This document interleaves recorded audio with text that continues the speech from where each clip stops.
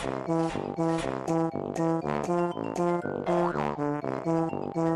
guys, it is CrackAFruity and I'm back with some Medal of Honor Warfighter. Now today I would like to go through the menu system as well as the classes and how they work, that sort of thing. Now some of you may have heard that that the menus in this have been made a little bit confusing or aren't perhaps set out the best. So I'm just going to quickly run through those with you. Obviously this is the main menu. There would normally be a single player option there in the final game. But once you drop into the multiplayer lobby, this is what you are presented with. So you can see there, quick match at the top. That just basically throws you straight into any old game. You've got a recent server there, so whichever one you're recently playing on. And there's a favourite buddy there. Now, I haven't actually played this with any of my own buddies, so I'm not entirely sure if that's someone that you need to make friends with, or you can set a favourite buddy or something like that to join their game whenever you see them online. But I'm sure that won't be too difficult to figure out.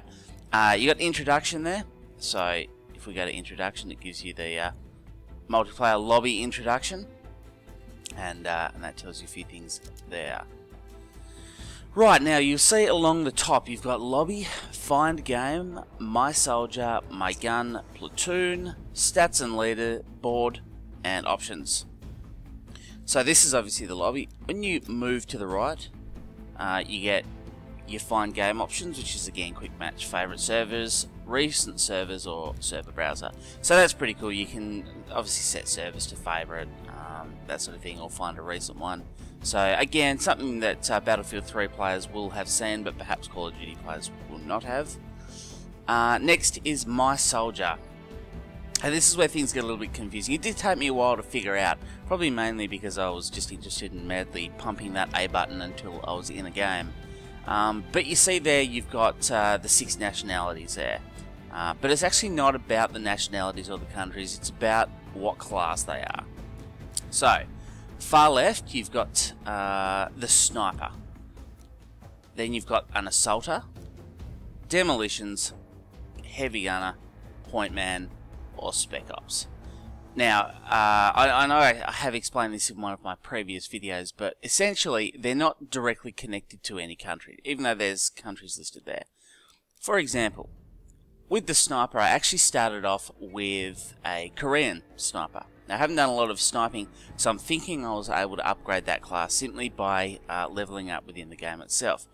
You don't have to do it from within the class, it will just unlock as you go. So what it in fact did is unlock a US Army SFOD sniper. And yeah, so as I say, it started as a Korean. The upgrade was in fact a change of nationality. So you can see that the class isn't specifically attached to a certain country. With the assaulter, I do still have the Australian SASR assaulter there. However, I have unlocked different countries. So if I go back to the sniper, as I was using that as an example, what you can do is directly beneath it, you've obviously got select, go into the game.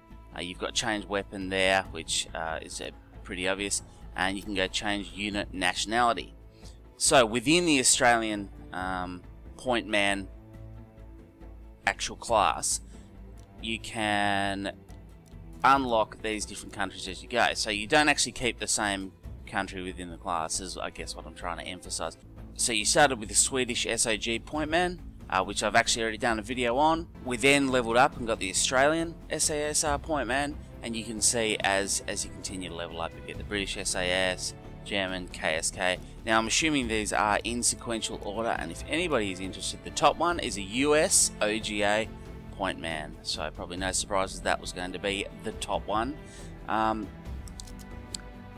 yeah, so that's how the soldier sections work. I don't know why going back there threw me back to the main menu, but there you go, it is a beta. Yes, so that is the somewhat confusing menu layout that this game does have. If you want to change your weapon, you can go along to my gun there, as well as the change gun option from the previous menu. So there's plenty of ways to do it, and when you go to select weapon, you can see obviously you started off with the Swedish, what is it, the AK-5C. I've unlocked obviously with the Australian, the F-88 All-Star, And if you're not 100% sure what the F88 All-Star is, it's an Australian version of the AUG A3, which of course has been in Battlefield and many other variations of that. Looks like the next one is a F88 SAS, so that must be the English version of the AUG A3. So there's two there, which is pretty cool. It is a good gun. I do like it. The only problem with the Australian one I've found so far is the actual scope itself is very zoomed in for an assault rifle.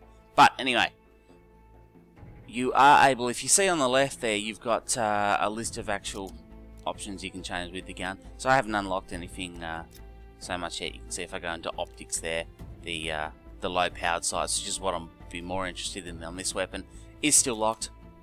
So I've only got the big one that's on it, but there's barrel assembly, muzzle style, receiver group style, magazine, and paint job. All of which, as I say, I've unlocked some, so you can see it sits the gun down nicely, so on and so forth. So yeah, hopefully I've been able to teach you something today. Hopefully when you put the game in your own system, especially if you're not playing on Xbox, so you're waiting for the final release of the game, you'll be able to put it in there, figure out what's going a little bit quicker. So yeah, if you enjoyed the video or if it did help you out, do feel free to rate it up, give it a like. If you're new, hit that subscribe button. I'll have more Medal of Honor videos coming up. Thanks for watching, guys, and I'll catch you next time.